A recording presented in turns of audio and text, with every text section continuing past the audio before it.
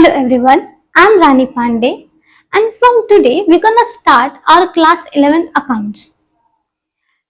Before we see the definition of accounting, let's understand why do we need to perform accounting, or we can say why we study accounting. Let's simplify the answer. ये जो पूरी society है ये दो तरीके के लोगों में मेजरली डिवाइडेड है। पहले वो लोग जो कि दूसरों के लिए काम करते हैं और in return wages and salary लेते हैं। दूसरे वो लोग जो कि बिजनेस करने में इंटरेस्टेड होते हैं। और ये जो टर्म बिजनेस है इसका मतलब होता है कीपिंग वनसेल्फ बिजी। मतलब जब अर्लियर ये कॉन्सेप्ट आया था हमारी सोसाइटी में तो इसका मतलब लोग सिर्फ ये समझते थे कि अगर मुझे कहीं बिजी रखना है अपने आप को, और वो बिजी वो इकोनॉमिकल इन्वॉल्वमेंट होना चाहिए और उनको किसी और के अंडर काम नहीं करना, तो वो अपने आप को बिजी रखने के लिए कुछ अपने पास से पैसा लेते थे और उसको किसी और जगह इन्वेस्ट कर देते थे। ऐसे जगह इन्वेस्ट करते थे जहां से इन रिटर्न उनको कुछ मॉनेटरी फायदा मिले, बेनिफिट मिले। अब बाद में ये सोसाइटी इम्प्रोवाइज्ड हुई और सोसाइटी के इम्प्रोवाइज्ड होने से ये कॉन्सेप्ट काफी ब्रॉडर होता गया, वेल डाइवर्सिफाइड हो गया। इसके अंदर बहुत सारे स्कोप इन्वॉल्व होते गए। जैसे कि अब बिजनेस को करने की कोई एकाध तरीके नहीं है, बहुत सारे तरीके हैं, जिसमें से कुछ गिने चुने तरीके हैं सोल प्रोप्राइटरशिप, पार्टनरशिप और कंपनी। ये सारे कॉन्सेप्ट जो ये टाइप्स ऑफ बिजनेस हैं ये आपको अपने क्लास 11th की बिजनेस स्टडी में पढ़ने को मिलेंगे। यहाँ फिलहाल जो हम बात कर रहे थे कि बिजनेस जो है उसको हम ऐसे अब समझ सकते हैं कि बिजनेस एक ऐसा एक प्लान है, एक आइडिया है जिसमें आप दूसरों को बेनिफिट पहुंचाते हो इस तरीके से ताकि वो बेनिफिट इन रिटर्न आपको भी हो। अब आपका सवाल होगा, आपके मन में ये सवाल आ रहा होगा, ऐसा कौन सा काम है मैम, ऐसे कैसे हम दूसरों को भी बेनिफिट दे देते हैं और साथ में खुद का भी बेनिफिट हो जाता है? तो सिंपली इस बात का जवाब लेते हैं कि अगर आप मान लो किसी मैन्युफैक्चरिंग बिजनेस में इन्वॉल्व हो, मतलब आप किसी गुड्स का प्रोडक्शन करते हो, तो आपने किसी और के लिए प्रोडक्शन किया तो उनको बेनिफिट हुआ और उस बेनिफिट से जब वो सामान वो कुछ खरीदेंगे, वो सामान जो आपने प्रोडक्शन किया है वो सामान जब वो खुद खरीदेंगे तो उससे वो आपको किसी मॉनेटरी टर्म में पेमेंट करेंगे और उससे आपको भी बेनिफिट होगा। तो हो गया दोनों तरफ का फायदा। अब इस बात से ये समझ में आया कि ये दोनों तरफ का फायदा है। कुछ बातें जो आपको समझनी है कि जैसे एक इंसान को जिंदा रखने के लिए ब्लड की जरूरत होती है, उनके बॉडी में ब्लड होना चाहिए, वैसे ही एक बिजनेस को जिंदा रखने के लिए मनी की जरूरत होती है। सही है क्या? और ये जो मनी है इसको अकाउंटिंग टर्म में कैपिटल कहते हैं। क्या कहते हैं? कैपिटल कहते हैं। और ये कैपिटल अगर कोई इंसान, किसी ने अपने पैसे को कहीं लगाया है, इन्वेस्ट किया है, तो इंसान उसको ऐसे तो छोड़ेगा नहीं उसके हाल पे। तो वो उससे क्या करता है, ये जानने की कोशिश करता है कि जहां उसने अपने पैसे को लगाया है क्या उसके अच्छे फायदे हैं या उसके बुरे फायदे हैं। और अगर अच्छे होंगे तो वो कंटिन्यू करेगा, बुरे होंगे तो वो उनसे सतर्क हो जाएगा। तो ये अच्छा और बुरा अब क्या होता है पहले वो समझ लेते हैं। अगर आपके बिजनेस में खर्चा ज्यादा है और इनकम कम है तो इसका मतलब आपका बिजनेस लॉस में चल रहा है। और अगर लॉस में है तो दैट मीन्स ये बुरा है, आपके मनी का वेस्टेज हो रहा है, या फिर आप कह सकते हो प्रॉपर यूटिलाइजेशन नहीं हो रहा है। अब इसके अच्छे फायदे क्या कि अगर आपके बिजनेस में इनकम ज्यादा है और एक्सपेंडिचर कम है तो दैट मीन्स आपका बिजनेस प्रॉफिटेबल है, मतलब आपको उसके अच्छे फायदे हो रहे हैं। जब यही चीज, ये जो पैसे के अच्छे या बुरे फायदे हैं, ये जब मॉनेटरी जो कैलकुलेशन है, ये जो जिस टर्म में, जिस लैंग्वेज में ये हमसे कम्युनिकेट करता है कि हमारा बिजनेस अच्छा चल रहा है या बुरा चल रहा है, जब ये कम्युनिकेट होता है, ये कम्युनिकेशन है, मनी हमसे कम्युनिकेट करता है। और ये जो कम्युनिकेशन है जब वो करता है तो जिस तरीके से वो कम्युनिकेट करता है उस लैंग्वेज को हम कहते हैं अकाउंटिंग। उस लैंग्वेज को हम कहते हैं अकाउंटिंग। अब अकाउंटिंग बेसिकली ऐसा हम कह सकते हैं क्या, अकाउंटिंग एक बिजनेस का लैंग्वेज है, या फिर इसको इंग्लिश में ऐसे कह सकते हैं कि accounting is a language of business. लेकिन क्या ये बहुत सही होगा इतना सिर्फ कहना कि अकाउंटिंग एक बिजनेस का लैंग्वेज है? बिल्कुल नहीं। तो इसके लिए हम एक डेफिनेशन लिखते हैं, एक डेफिनेशन से स्टार्ट करते हैं। देखिए डेफिनेशन क्या है कि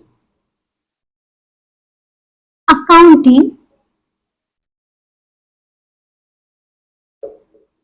is an art of recording,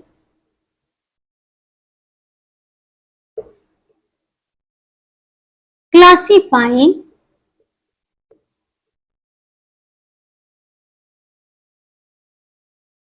summarizing,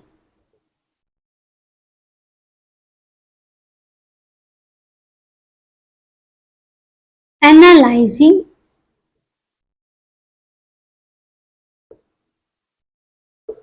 interpreting,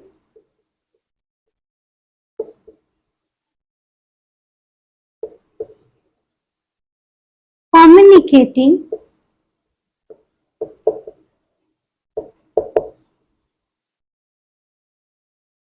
all transaction and events of financial nature। अब एक एक करके इन बातों को हम समझते हैं, क्या इसका मतलब है। सबसे पहले accounting is an art. Art का मतलब होता है कला। और एक ये भी हम जानते हैं क्या कि कला को करने का मतलब आर्ट को परफॉर्म करने का सबका अपना अपना ढंग, अपना अपना तरीका होता है, और वो अपने अपने स्किल और अपने अपने प्रैक्टिसेस के ऊपर डिपेंड होता है कि वो कैसा निकल करके आएगा, कैसा उसका आउटकम होगा। एग्जाम्पल लेते हैं, अगर आपने कभी पेंटिंग क्लास आप कभी गए होंगे तो आपके साथ बहुत सारे और भी बच्चे पढ़ते हैं, और वो सारे बच्चे, उन सबको एक ही तरीके का चीज सिखाया जाता है कि ये सारे शेप्स हैं, इनको इस्तेमाल आप कर सकते हो, और ऐसे ऐसे सारी चीजें आपको एक जैसे सिखाई जाती है। लेकिन जब टीचर सिखाने के बाद आप सबको एक एक शीट देता है और उस शीट पे बोलता है आप अपने अकॉर्डिंग कुछ ड्राइंग करो, तो आप अपना ड्राइंग कुछ अपने इमेजिनेशन के हिसाब से करते हो, आपका बगल वाला कुछ अपने इमेजिनेशन से ड्राइंग करता है, आपके बगल वाला जो दूसरे बगल वाला है वो अपने, मतलब ऐसे सारे बच्चे अपने अपने अकॉर्डिंग ड्राइंग करते हैं। इसीलिए हम कह सकते हैं क्या कि अपने सिखाया तो हमको सबको एक ही चीज आता है, लेकिन ये अपने अपने स्किल और अपने अपने प्रैक्टिस के ऊपर डिपेंड होता है। वैसे ही अकाउंटिंग भी एक आर्ट है जिसको हम प्रिंसिपल सबके एक जैसे होते हैं, हम सब एक ही जैसे प्रिंसिपल पढ़ेंगे, जो कि आपको क्लास 11th में आगे पढ़ने को मिलेगा। आपके अलग अलग एजुकेशंस होते हैं, लेकिन स्टिल ये सारे प्रिंसिपल एंड एग्जाम्पशन करने के सबके अलग अलग ढंग होते हैं। अब कोई ऑर्गेनाइजेशन इसको बहुत छोटे से समझते हैं, क्योंकि ज्यादा आपको इस बारे में अभी समझ नहीं आएगा, बस एक छोटे से में समझते हैं कि हर ऑर्गेनाइजेशन अपने यहाँ एसेट्स के ऊपर डेप्रिसिएशन चार्ज करता है। अब ये डेप्रिसिएशन क्या होता है? डेप्रिसिएशन का सिंपली मतलब होता है कि एसेट जब आप कुछ इस्तेमाल कर जाते हो तो उससे उसके वैल्यू में, मतलब उसका जो मॉनेटरी टर्म जो है उसमें वो उसका थोड़ा प्राइस डिक्रीज हो जाता है, उसके वैल्यू डिक्रीज हो जाते हैं। जैसे मेरे पास ये एक मार्कर है, जब मैंने इसे खरीदा होगा तो हो सकता है मुझे ये 20 रुपए का मिला हो, लेकिन बाद में अब जब मैंने कुछ इस्तेमाल कर लिया है और अगर अब मैं इसे बेचने जाऊं तो ये मुझे एग्जैक्टली मुझे 20 रुपए नहीं मिलेगी। क्यों? क्योंकि इसके वैल्यू अब डेप्रिशिएट हो चुके हैं, इसके वैल्यू घट चुके हैं। ऐसे ही बिजनेस भी, उसके पास भी बहुत सारे एसेट्स होते हैं, उसके ऊपर वो डेप्रिसिएशन चार्ज करता है कि मार्केट में अब उनके जो गुड्स हैं या फिर उनकी मशीनरी है, उनके जो एसेट्स बेसिकली कह सकते हैं, उनके जो वैल्यू है वो अब कितने हो गए हैं डिप्रिशिएट होकर के। तो उसके अलग अलग तरीके हैं डिप्रिसिएशन के, जो आपको आगे पढ़ने को मिलेंगे। WDV मेथड होता है, स्ट्रेट लाइन होता है, और हर कंपनी अपने अपने अकॉर्डिंग उसको चार्ज करती है। तो ये आर्ट है, सबके अपने अपने तरीके होते हैं परफॉर्म करने के। और ये आर्ट किस चीज का है?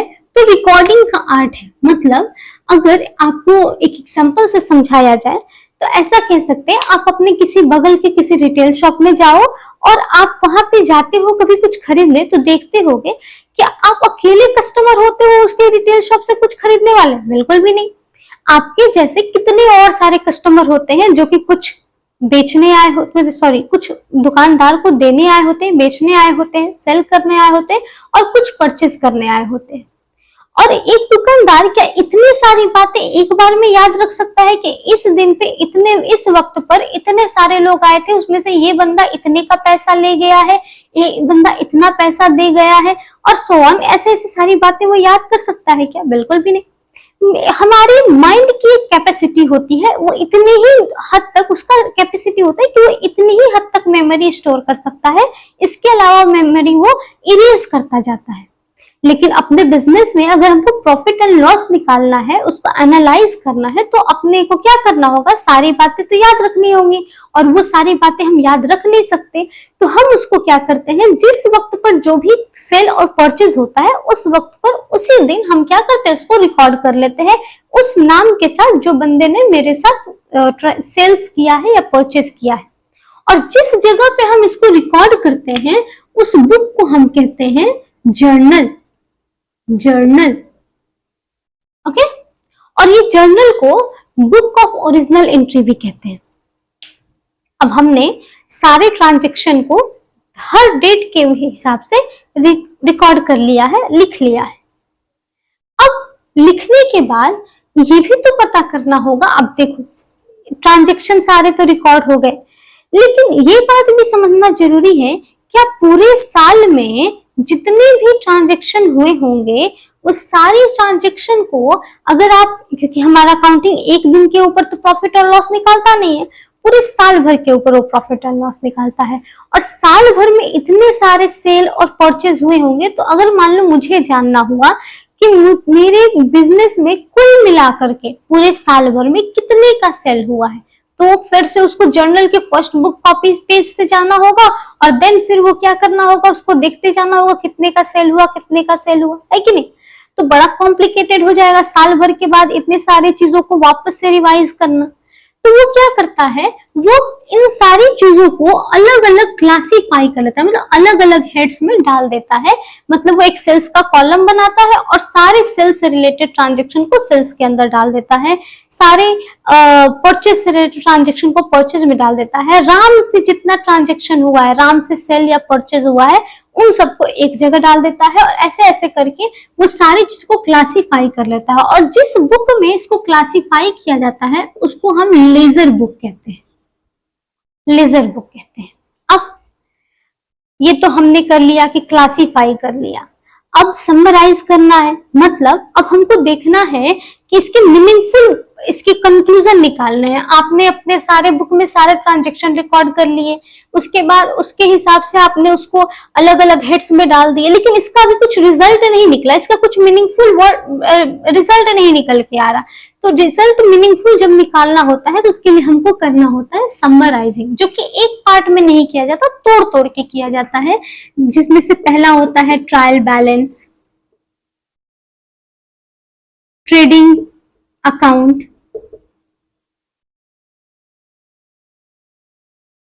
Profit and loss account, balance sheet. Done. अब ये सारे हम समराइजिंग के तरीके हैं, ये सब हम पढ़ेंगे बाद में, लेकिन अभी अब हमने समराइज कर लिया, एक मीनिंगफुल कंक्लूजन निकाल लिया, उस कंक्लूजन को एनालाइज करना होता है और इंटरप्रेट करना होता है। एनालाइज मतलब कि मेरे बिजनेस में, मेरा बिजनेस जो है क्या वो प्रॉफिटेबल है या नहीं, एनालाइज कर रहे हैं हम उसके सारे रिजल्ट को देख करके ये निकाल रहे हैं क्या वो मेरा बिजनेस प्रॉफिटेबल है या नहीं। और दूसरा कि वो प्रॉफिटेबल बिजनेस, क्या मेरा बिजनेस एक फाइनेंशियल पोजीशन अच्छा है, उसको इंटरप्रेट कर रहे हैं। लाइक अगर मेरा जो बिजनेस है कितना अच्छा है कितना बुरा है ये हमको पता चल गया एनालाइज करके, है ना, मेरा बिजनेस प्रॉफिटेबल है कि नहीं। अब ये भी तो देखना है कि मेरा बिजनेस का फाइनेंशियल पोजीशन क्या है। अब आप सोचोगे कि मैम ये फाइनेंशियल पोजीशन क्या होता है, मेरे बिजनेस में कितने मेरे पास प्रॉपर्टी है और कितने मेरे पास उधार है, उन सबको मतलब एसेट्स एंड लायबिलिटीज को देख करके हम ये पता करते हैं कि मेरे बिजनेस जो है उसकी फाइनेंशियल पोजीशन क्या है, मतलब वो कितना वेल्दी है, उसके उसके कितने अच्छे फाइनेंशियली पोजीशन है। तो ये सब हम जो है जहां इंटरप्रेट करते हैं उसको हम इंटरप्रिटेशन कहते हैं। सही है। और ये इंटरप्रिटेशन कैसे होता है, अकाउंटिंग में ही होता है, अकाउंटिंग को देख करके होता है। जो हम समराइजिंग हमने किया था उसमें जितने हमने समराइजिंग में जितने अकाउंट्स बनाए थे उस अकाउंट के बेसिस पे हम इंटरप्रिटेशन और एनालाइजिंग करते हैं। अब हमने एनालाइजिंग इंटरप्रिटेशन कर लिया ताकि वो, अब मान लो कि हमने एनालाइजिंग और इंटरप्रिटेशन किया है, उसको देख करके हम ये देख पाएंगे कि अगले आने वाले साल में क्या ये बेहतर तरीका स्ट्रेटेजी हमारा बेहतर था, अगर नहीं था तो हम और उसमें इम्प्रूवमेंट करेंगे, क्या लूप होल्स थे उन सबको हम हटाएंगे और जितने अच्छी चीजें हैं उसको और भी ज्यादा इम्प्लीमेंट करेंगे। और इस तरीके से हम इंटरप्रेट और एनालाइजिंग कर लेते हैं। अब इसको कम्युनिकेट करना होता है। कम्युनिकेट मतलब इनके यूजर्स को, यूजर्स कौन होते हैं, इनके दो तरीके के यूजर्स होते हैं, एक एक्सटर्नल यूजर और एक इंटरनल यूजर। एक्सटर्नल यूजर मतलब वो यूजर्स जो कि तुम्हारे बिजनेस के बाहर के लोग होते हैं, जिनसे बिजनेस कनेक्टेड तो है लेकिन वो इंटरनल नहीं है, वो इंटरनल मेंबर नहीं है। और इंटरनल जो है वो इंटरनल मतलब बिजनेस के अंदर के लोग, तो उन दोनों लोग से ये कम्युनिकेट करना होता है।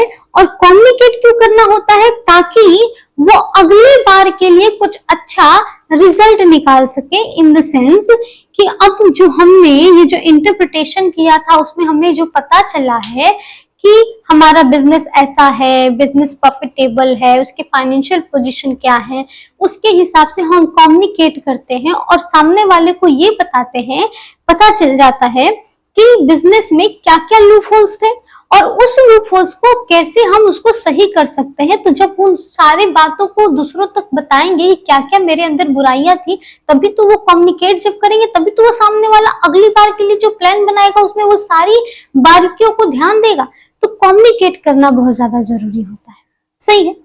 अब आगे all the transaction and events. अब ये क्या होता है, बिजनेस में आए दिन जितने भी एक्टिविटी होते हैं उन सारी एक्टिविटी को हम ट्रांजैक्शन कहते हैं और उस ट्रांजैक्शन के जो रिजल्ट होते हैं उसको हम इवेंट कहते हैं।